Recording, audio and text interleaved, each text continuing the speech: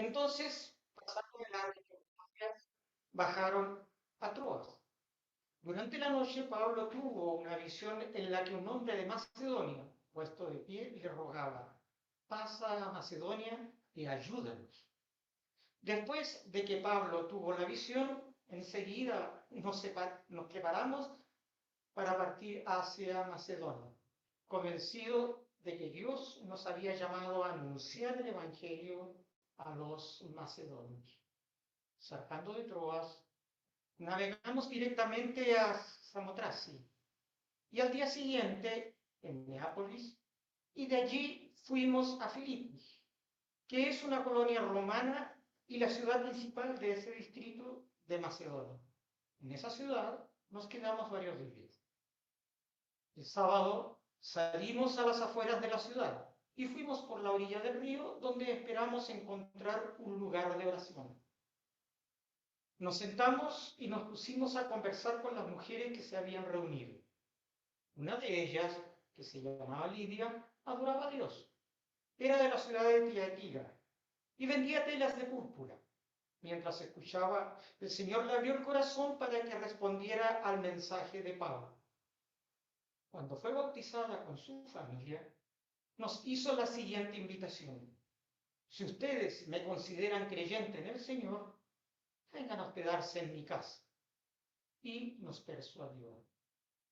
Una vez, cuando íbamos al lugar de oración, nos salió al encuentro una joven esclava que tenía un espíritu de adivinación. Con sus poderes ganaba mucho dinero para sus amos. Nos seguía a Pablo y a nosotros gritando: estos hombres son siervos del Dios Altísimo y les anuncian a ustedes el camino de salvación. Así continuó durante muchos días. Por fin Pablo se molestó tanto que se volvió y reprendió al espíritu: en el nombre de Jesucristo, te ordeno que salga de ella. Y en aquel mismo momento el espíritu la dejó. Cuando los amos de la joven se dieron cuenta de que se les había esfumado la esperanza de ganar dinero, echaron mano a Pablo y a Silas y los arrastraron a la plaza ante las autoridades. Los presentaron ante los magistrados y dijeron: estos hombres son judíos y están alborotando a nuestra ciudad, enseñando costumbre que a los romanos se nos prohíbe admitir o practicar. Entonces la multitud se amotinó contra Pablo y Silas, y los magistrados mandaron que se les arrancaran la ropa y los azotaran. Después de darles muchos golpes, los echaron en la cárcel y ordenaron al carcelero que los custodiara con la mayor seguridad. Al recibir tal orden, éste los metió en el calabozo interior y les sujetó los pies en el cepo. A eso de la medianoche, Pablo y Silas se pusieron a orar y a cantar himnos a Dios, y los otros presos los escuchaban. De repente se produjo un terremoto tan fuerte que la cárcel se estremeció hasta sus cimientos. Al instante se abrieron todas las puertas y a los presos se les soltaron las cadenas.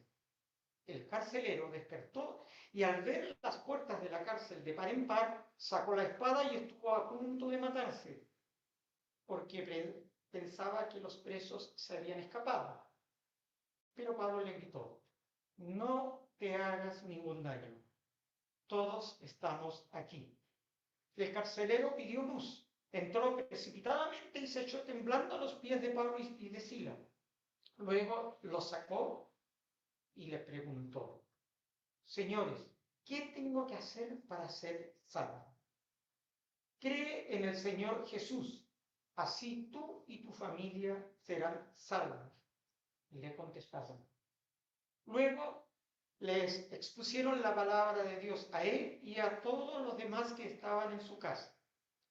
A esas horas de la noche, el carcelero se los llevó y les lavó las heridas. Enseguida fueron bautizados él y toda su familia. El carcelero los llevó a su casa, les sirvió comida y se alegró mucho junto a toda su familia por haber creído en Dios.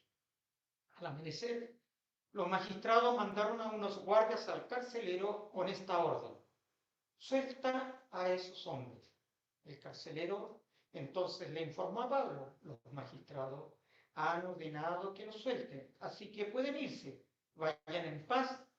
Pero Pablo respondió a los guardias: ¿cómo? A nosotros, que somos ciudadanos romanos, que nos han azotado públicamente sin proceso alguno y nos han echado en la cárcel, ahora quieren expulsarnos a escondidas. Nada de eso. Que vengan ellos personalmente a escoltarnos hasta la salida. Los guardias comunicaron la respuesta a los magistrados. Estos se asustaron cuando oyeron que Pablo y Silas eran ciudadanos romanos, así que fueron a presentarles sus disculpas. Los escoltaron desde la cárcel pidiéndoles que se fueran de la ciudad. Al salir de la cárcel, Pablo y Silas se dirigieron a la casa de Lidia, donde se vieron con los hermanos y los animaron. Después se fueron. Esta es palabra de Dios.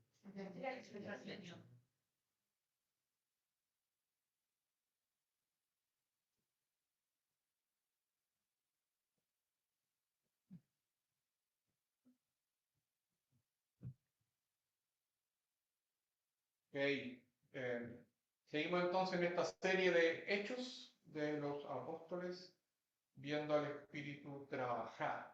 Y en el pasaje que se leyó recién, vemos cómo el Evangelio es unificador, ¿ya? Cómo el Evangelio une. Y si pensamos que hoy en día en nuestra sociedad, en este mundo que vivimos en nuestro país, vemos que como la palabra unificador está cada vez como más lejana de su significado. Unificador significa, esto lo busqué, dice que une, pero además que hace que cosas diferentes o separadas se organicen, produzcan un determinado efecto y tengan una misma finalidad. Eso significa unificador. Y hoy en día vemos cómo muchos buscan esta unidad para que todo esté mejor, ¿cierto? Todos buscan esta unidad para estar juntos, bien, cómodos. Pero la búsqueda de esta unidad, de este ente unificador, jamás se encuentra.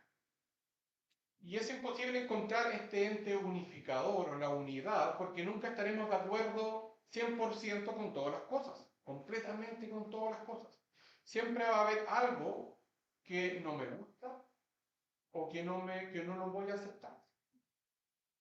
Y es por eso que hay desunión en la política, en el fútbol, incluso entre las familias, o incluso o entre las denominaciones cristianas. Hay desunión. Desunión que termina con discusiones, peleas y alejamiento entre las partes. Las familias han sido destruidas entre ellas mismas, ¿cierto? Porque buscan esa unión, pero cuando llega el momento de algo, no contar. Aquí no, ¿cierto? No más. Y así en distintas áreas. Entonces, como les dije, el significado de unificador es que une, pero además que hace que cosas diferentes o separadas se organicen, produzcan un determinado efecto y tengan una misma finalidad. ¿Es posible lograr esta unión entre partes diferentes o personas diferentes? Eso vamos a responder en este sermón. Déjenme orar antes de entrar al texto. Señor, te damos gracias, muchas gracias porque, como dijimos, podemos estar juntos y ahora podemos escuchar tu palabra y podemos animarnos a través de ella. Así que ayúdanos a tener un corazón dispuesto, mentes y oídos atentos a poder ser animados y desafiados y exhortados a través de tu palabra. Así que ayúdanos, Padre. En el nombre de Jesús oramos. Amén. Entonces estamos, un poco de contexto, estamos sumergidos en el segundo viaje misionero de Pablo. Y el rasgo como más destacado de esta segunda expedición, de este segundo viaje de Pablo, que vemos en este capítulo, es que durante este viaje, la semilla del Evangelio llega por primera vez a suelo europeo. Y desde Europa el Evangelio después se extendió hacia los grandes continentes como África, Asia, América, Oceanía, y de este modo llegó hasta los confines de la tierra, o sea, hasta Punta Arenas.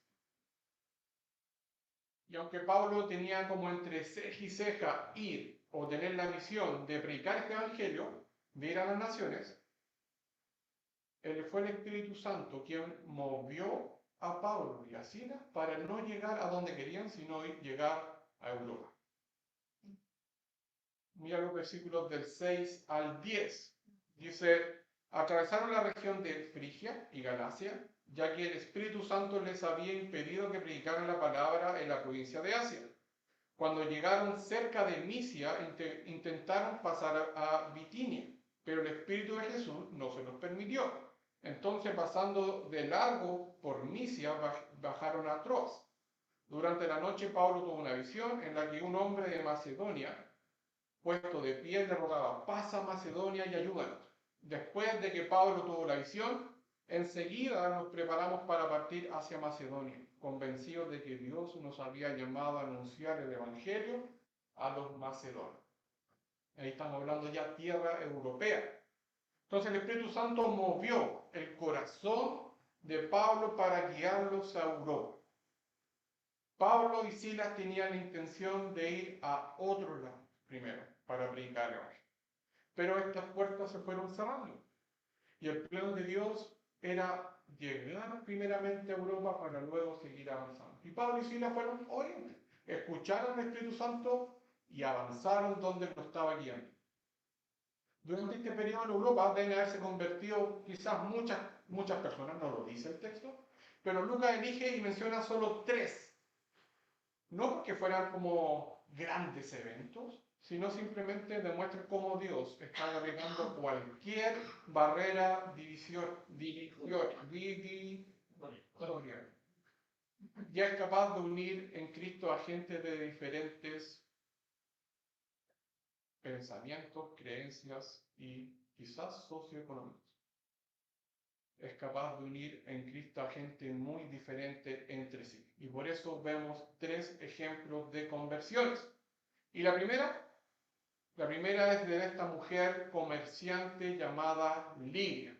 Versículos del 13 al 15. Dice, el sábado salimos a las afueras de la ciudad y fuimos por la orilla del río, donde esperábamos encontrar un lugar de oración. Nos sentamos y nos pusimos a conversar con las mujeres que se habían reunido. Una de ellas, que se llamaba Lidia, adoraba a Dios.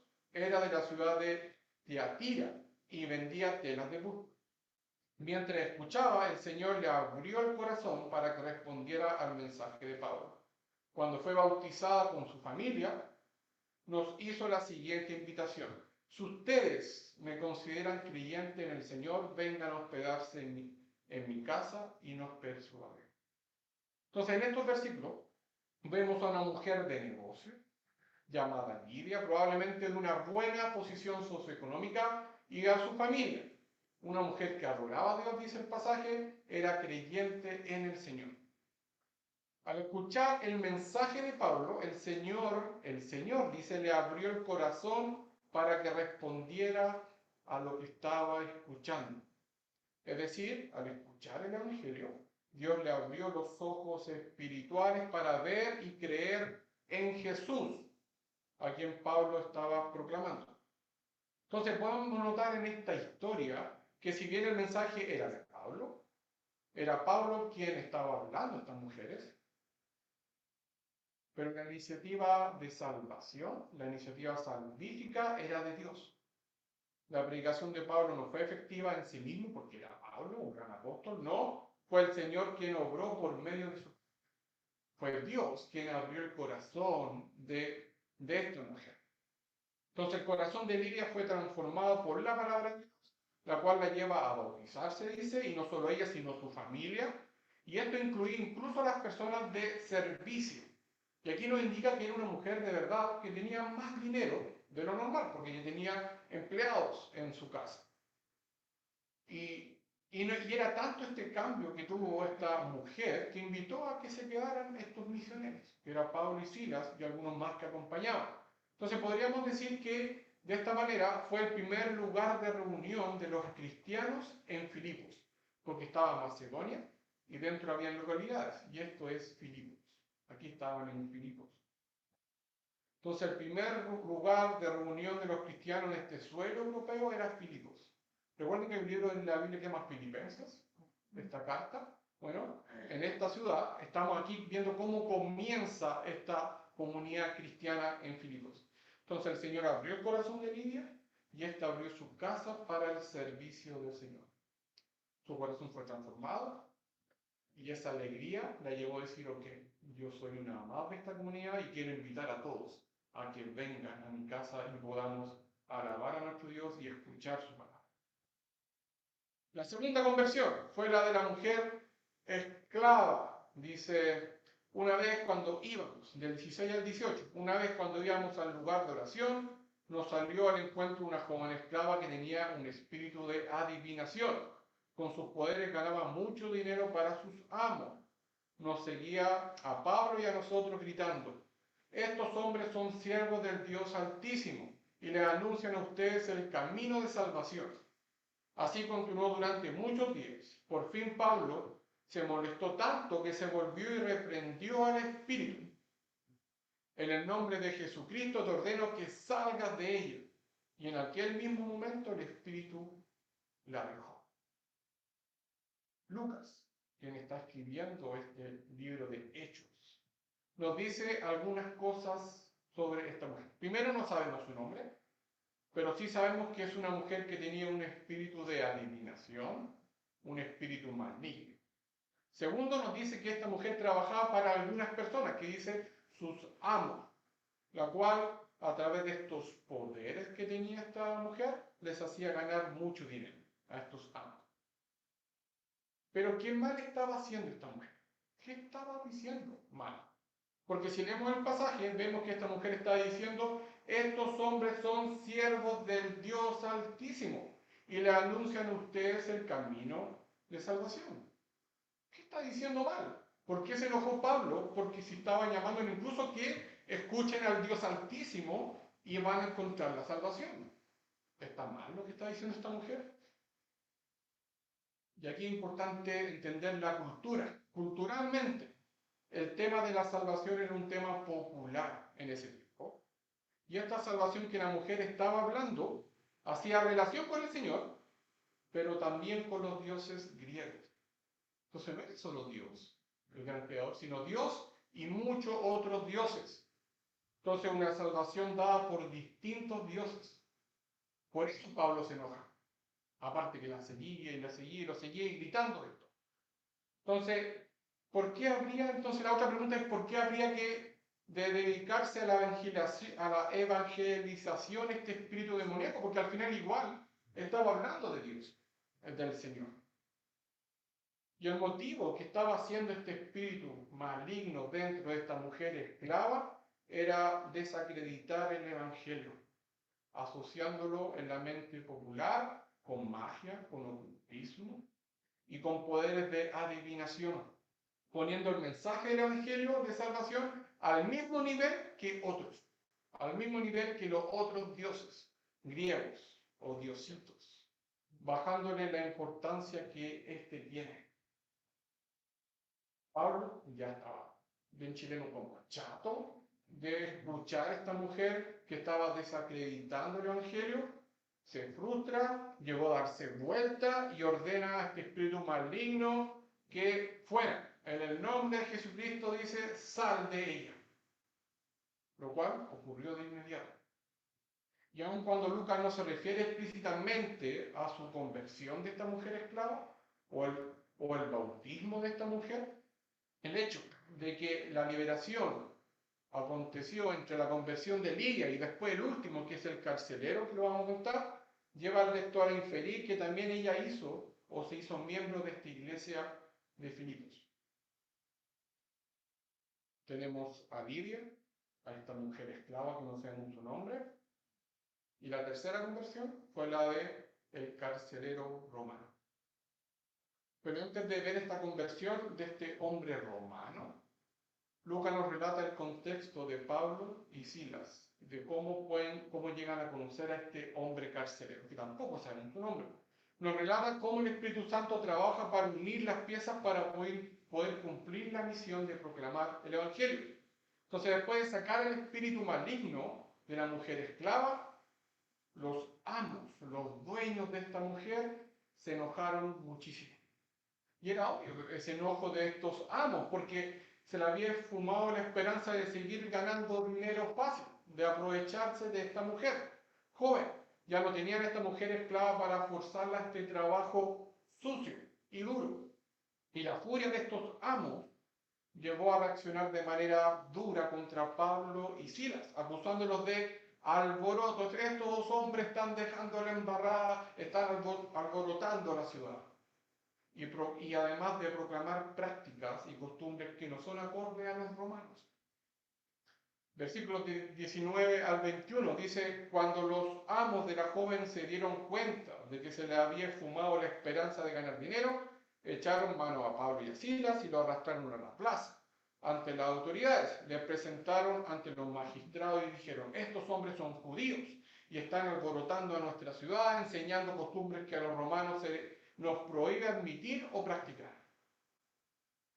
Los amos de la esclava, de esta mujer, actuaron hábilmente. No solo ocultaron la verdadera razón por la que estaban enojados, que era que no podían ganar dinero, fácil y sucio, sino que les presentaron a su vez como una acusación legal frente a estas autoridades, enfrente de esta autoridad acusándolos y apuntándolos como hombres que eran judíos, que no eran de la raza romana. Entonces, ¿por qué se les permite hacer lo que estaban haciendo? Les tocaron el orgullo racial y de este modo convencieron a las autoridades de que eran hombres no deseados para los romanos, mostrando de alguna manera una gran intolerancia. Aquí vemos la raza. Yo soy romano. ¿Qué vienen estos a llegar acá? Entonces las personas en la plaza se fueron contra Pablo y Silas, los desnudaron, los azotaron públicamente, con un azotamiento severo, duro, fuerte, tras lo cual los enviaron a la cárcel con instrucciones de estar ahí vigilándolos rigurosamente. Lo metieron al calabozo, le pusieron en los pies el cebo, que es este objeto para inmovilizar los pies de los presos, para que no se movieran bien. Consecuencias duras para Pablo y Silas por estar predicando el Evangelio. Y aquí hay algo maravilloso que nos cuenta el pasaje, porque a pesar de esta compleja situación, tanto Pablo como Silas, a eso de la medianoche, en la misma cárcel, inmovilizados, vigilados, se pusieron a orar y a cantar himnos a Dios, dice el pasaje. De su boca no salían gemidos, sino canciones. En lugar de alegar, blasfemar, insultar contra los hombres romanos o criticar esta injusticia que era clara hacia ellos, bendecían a Dios. Como lo vemos en el versículo 25, bendecían a Dios, cantaban a Dios. Y es en este contexto y situación que aparece esta tercera persona que se convierte, que es el carcelero.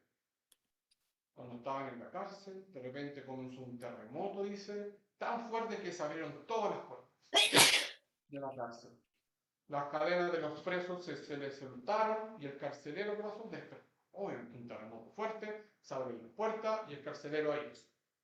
Al ver las puertas abiertas de la cárcel e imaginando que los internos iban a escapar, porque era obvio, puertas abiertas, ¿qué es lo que pasa? Solo piensa en él dañarse. Ahí dice que textualmente él pensó en suicidarse, porque la responsabilidad de que escaparan los presos iba a ser de él. Y si no estaban, lo más seguro que lo iban a matar igual. Entonces él pensó, prefiero yo mismo, ¿cierto? No quería recibir el castigo duro que iban a llegar de las autoridades romanas. Y Pablo le grita que no se dañara porque los presos ya no se habían escapado, estaban todos ahí. Imagínate ver a este carcelero desesperado. ¿Qué hago? Se escaparon todos, las puertas están abiertas, es llegar y irse. Y Pablo dice, no te vayas, no te dañes, porque nadie se ha escapado. Nadie. El carcelero lleno de temor, dice, y temblor se postra a los pies de Pablo y Silas y les pregunta, ¿qué debía hacer para ser salvo?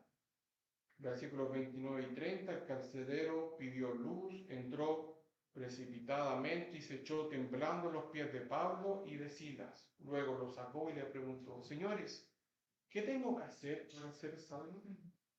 Imagínate la pregunta del carcelero. ¿De dónde salió eso del carcelero? ¿Cómo sabe que tenía que preguntar qué tengo que hacer para ser salvo? ¿Cómo el carcelero llegó a esta pregunta? Quizás escuchó, no sé, quizás escuchó a la joven esclava cuando estaba gritando acerca del camino de la salvación. O tal vez, y que lo que yo creo, expresa el anhelo de su corazón. Lo que estaba en lo más profundo de su corazón, encontrar el verdadero camino de salvación que solo Cristo podía dar. El Espíritu removió el corazón del carcelero para escuchar y ser uno más de ellos. Cualquiera de las dos posibilidades, o escuchó a la mujer esclava o el deseo de su corazón, la respuesta tanto para Pablo como de Silas fue que debía confiar en el Señor y así sería salvo él con su familia, dice el pasaje. La única manera de ser salvo, que queda claro, es confía en el Señor.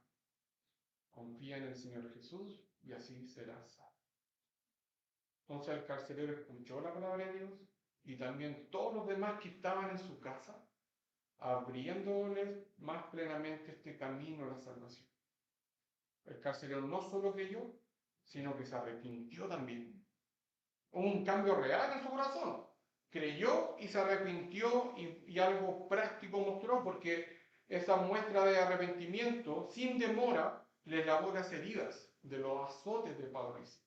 Se dio cuenta que esto era injusto, mi corazón es transformado y ahora en práctica voy a arrepentirme por esto, como soldado romano, como carcelero romano, como ciudadano romano, que no debió haber pasado. Heridas causadas, ¿cierto?, por estos azotes recibidos previos a entrar a la prisión. Ahora piensa en estos tres individuos, de estos tres casos. Lidia, una mujer de negocios, la esclava y el carcelero. Tres ejemplos, que probablemente se convirtieron en cristianos y eran el núcleo de la nueva iglesia en Filipos. ¿Cómo demuestra esta nueva iglesia el poder unificador del Evangelio? ¿Cómo muestran estos tres ejemplos que el Evangelio une? No desune, une. Y dice que a pesar de ser totalmente distintos, sociales, racial, económico, psicológico, el Evangelio los une y transforma sus corazones. Da lo mismo quién eres, el Evangelio une y transforma. Imagínate a Lidia, una mujer con su propio negocio, que tenía una casa lo suficientemente grande para recibir a estos misioneros y además a su propia familia y a la gente de servicio. Por otro lado, a la joven esclava, del otro extremo quizás socioeconómico, nada le pertenecía, ni siquiera a su propia persona. No tenía posesiones, ni derechos, ni libertad, ni vida propia. Hasta el dinero que ganaba tenía que entregarlo a sus amos. Cero dinero en sus bolsillos. Y lo mismo el carcelero. Si bien tiene una posición de responsabilidad en la cárcel local, quizá un oficial que ya estaba fuera del servicio y lo mantenían trabajando como carcelero, y se podría decir que pertenecía a la clase media, quizás clase alta, clase media y clase más baja. No obstante, estas tres personas fueron miembros de la iglesia de Filipos, admitidos en ella, en los mismos términos, sin distinción alguna, uno solo en Cristo. Tres personas distintas en la misma iglesia, compartiendo, disfrutando y alabando a Dios. Jesús, cuando reunía a sus discípulos, llamó a hombres que eran pescadores, como Pedro, Juan y Jacobo, pero también llamó a Mateo, un cobrador de impuestos que era de otra clase social y económica.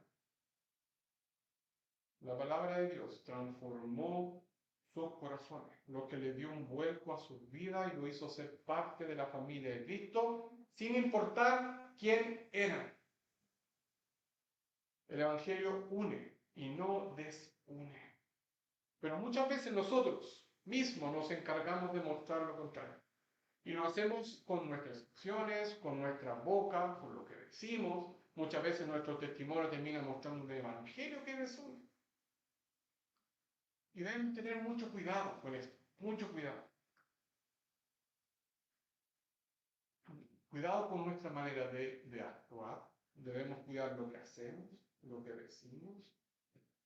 Vimos que Pablo y Silas proclamaron el evangelio a través de manera directa cuando hablaron con Lidia, pero también proclamaron el evangelio estando en la cárcel, con su manera de actuar en momentos difíciles, cuando estaban ahí sumergidos en lo peor. Hoy estamos en tiempos que no son fáciles. El mismo Matías oramos sobre eso. Somos invadidos por creencias nuevas, ideologías en contra de la verdad bíblica que atacan lo más importante de la Biblia, de la palabra de Dios, y que nos atacan a nosotros mismos. Somos invadidos por pensamientos políticos que nos llevan a ponernos nerviosos y a la defensiva, incluso causando discusiones fuertes y desunión, no solo en la gente de afuera, sino entre nosotros mismos como iglesia, como miembros de la iglesia. Y muchas de estas cosas llevándonos a alejarnos de Dios si no estamos maduramente, si no estamos maduros en nuestro corazón. Incluso nos llevan a poner en segundo o tercer lugar a Dios en nuestra vida, porque hay cosas más importantes que Dios. ¿Me tocan esto? No. Entonces Dios, cuidado, permiso, esto es más importante para mí. Son tiempos difíciles. Y esto lo sabemos, ¿cierto? Porque lo vivimos día a día. Pero también sabemos que Cristo reina, ¿cierto? Y que nuestro buen Dios no nos deja solos y no lo hará y no lo ha hecho nunca. En tiempos difíciles es cuando debemos mostrar y proclamar este hermoso mensaje del Evangelio que une y trae esperanza. Un mensaje que es para todos, sin distinción, sin acepción de personas, sin color político, sin diferencia social, ni económica, ni racial. Es para todos. La iglesia hoy en día está abierta para todos, sin importar nada. Porque el mensaje del Evangelio, como hemos visto en Romanos también, no tiene partido. El Evangelio es el único que puede lograr esta unidad que muchos buscan, incluso aunque sean personas muy diferentes entre sí. Si estamos buscando algo que une, el Evangelio es donde encontramos ese en o palabra unificadora. Es el momento de todos nosotros de predicar el Evangelio que trae unión y esperanza. ¿Están dispuestos a hacerlo? Los invito a verlo. Señor, ayúdanos porque estamos en este mundo difícil, caído, donde el pecado está en nosotros mismos y en todo lugar, y somos muchas veces hipnotizados y caemos en ello. Ayúdanos con nuestro corazón, con la idolatría de nuestro corazón, con aquellas cosas que quizás se ven más importantes que tú. Y ayúdanos a buscar y a entregar este evangelio de amor, este evangelio de esperanza y salvación, y que une más que desune, que busca, que independiente en que lo que tú creas, en el área política, ideología, creencia, racial, lo que sea, tu evangelio nos llama a predicarlo y a aceptar y a atraer a esa persona a tu pueblo. Ayúdanos a poder predicar este evangelio unificador para que seas tú remeciendo ese corazón, transformando vidas y invitando a esta persona a ser parte, uno más, de esta gran familia que tenemos en Cristo. Así que ayúdanos, Padre, a tener este anhelo en nuestro corazón siempre, en cada momento y en cada lugar donde estemos. En Cristo oramos. Amén.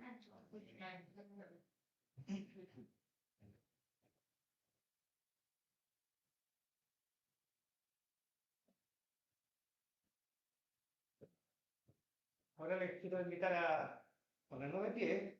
Disculpas, cantemos. Somos el pueblo de Dios.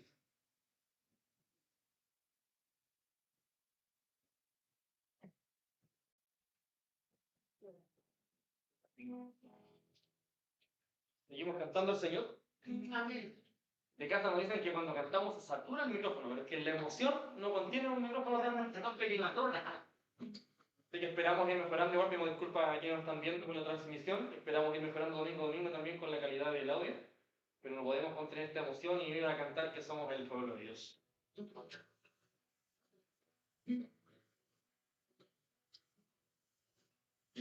Somos el pueblo de Dios. Somos el pueblo de Dios. Vamos para anunciar las virtudes de aquel que sacó a tu Dios. Somos el pueblo de Dios. Tú también nos recibes. Y si mueres Dios, para que te perdone. Testigos y yo me vaya tu Señor ahora.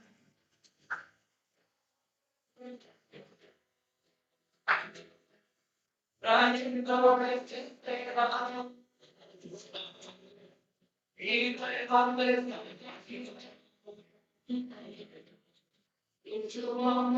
y tu amor no podemos callar. Anunciaremos al mundo es tu amor y verdad.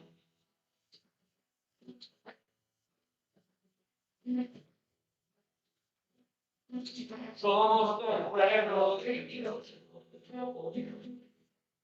Somos un pueblo cristiano. Llamados para anunciar las virtudes de aquel que nos llamó a Dios. Somos el pueblo de Dios. Tu sangre nos redime. Y tu espíritu para echarnos poder.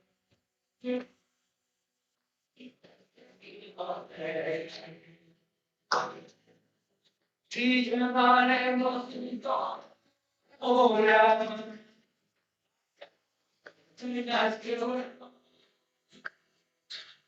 cayendo desesperado, y nuevas de cada y su amor nos virtuó, no nos podemos callar. Anunciaremos al mundo de su amor y verdad.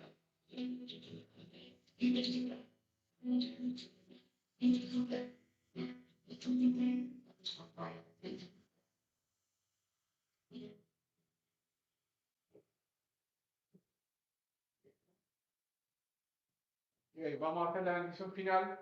Antes de la bendición, quiero, si me pueden quedar algunos minutitos, terminado el servicio para explicar alguna cosa, y también en Zoom, pero vamos a cortar Facebook. Quiero para la iglesia local poder escuchar, escuchen esto lo que les voy a decir. Y hagamos la bendición final. Dice, la paz, digamos todos juntos, la paz de Dios, que sobrepasa todo entendimiento, guarde nuestros corazones y mentes en el conocimiento y amor de Dios y de su Hijo Jesucristo, nuestro Señor.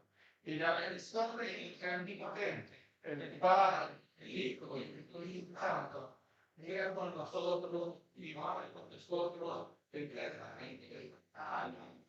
Hermanos, vamos a servir al Señor. Amén. Amén. Serviremos al Señor. Aleluya. Ustedes al mismo tiempo.